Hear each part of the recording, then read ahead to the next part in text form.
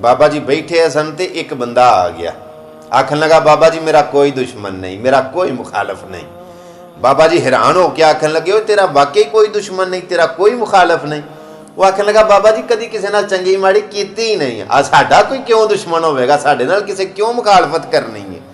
बाबा जी आखन लगे जे तेरा वाकई कोई दुश्मन कोई मुखालफ नहीं ना, फिर तू यकीनन कोई मुनाफक बंदा है। वो मुनाफक बंदे दे दुश्मन ते मुखालफ नहीं हुंदे।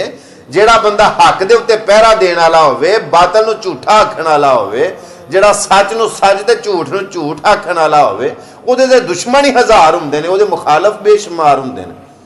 ਇਹ ਜਿਹੜਾ ਬੰਦਾ मुनाफक हुंदा है ना, ਉਹਦੀ निशानी ये वे कि ਉਹਨੇ मतलब ਜਿਹੜਾ झूठा है ਉਹਦੇ ਨਾਲ ਵੀ ਹਾਂਜੀ ਹਾਂਜੀ करी होना, आ जी बिल्कुल तुसीं ठीक हो, तुसीं ठीक हो।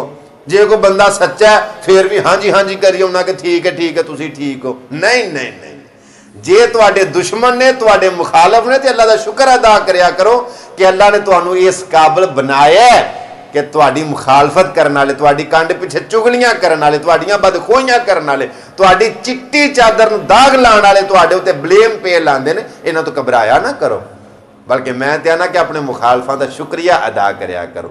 ये जिहड़े मुखालफ हुंदे ने, जिहड़े नाकद तनकीद करने वाले हुंदे ने, इन्हां दी भी बड़ी मेहरबानी कि कामयाब करन दे विच, अपनी मंजिल नूं पाण दे विच ये तनकीद करन वालियां दा, चिकड़ सुट्टण वालियां दा, इल्जाम लाण वालियां दा बड़ा हथ बड़ा किरदार हुंदा है।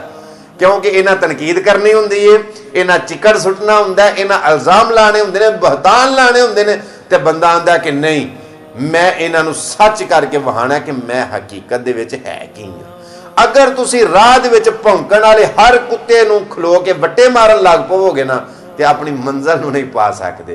ते जे तुसीं जांदे होवो ते तुहाडे उत्ते भौंकण वाले कुत्ते भौंकदे होण ते तुसीं खलो के उन्हां नूं आखो कि तैनूं पता नहीं भौंकण वालिया कि मैं कौन आ, इहदा मतलब है वो ते भौंकदे ने ना पे, तू खलो के जिहड़ा अपना तारुफ पिया करवाना में, तू अपनी मंजिल तो लेट पिया होना। अगर मंजिल नूं पाना चाहते हो, अगर अपने अपने जी तुहाडी एक मंजिल जिहदा तुसां तयन कीता है उत्थे टाइम नाल पहुंचना चाहते हो, तो फिर हर राह दे विच भौंकण वाले कुत्ते नूं वट्टे ना मारो, हर राह दे विच भौंकण वाले कुत्ते नूं खलो के जवाब ना दो, नहीं तो लेट हो जाओगे।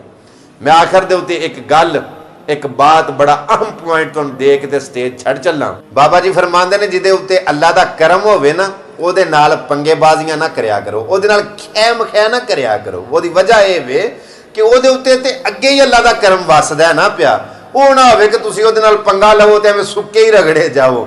ਸੋ ਇਸ ਵਾਸਤੇ ਅਗਰ ਤੁਸੀਂ ਵੀ ਚਾਹੁੰਦੇ ਹੋ ਨਾ ਕਿ ਸਾਡੇ ਉੱਤੇ ਵੀ ਅੱਲਾਹ ਦਾ ਕਰਮ ਹੋਵੇ, ਤੇ ਜਿਨ੍ਹਾਂ ਉੱਤੇ ਅੱਲਾਹ ਦਾ ਕਰਮ ਹੋਇਆ ਨਾ ਉਹਨਾਂ ਨੂੰ ਵੇਖੋ ਕਿ ਉਹਨਾਂ ਉੱਤੇ ਕਿਸ ਵਜ੍ਹਾ ਤੋਂ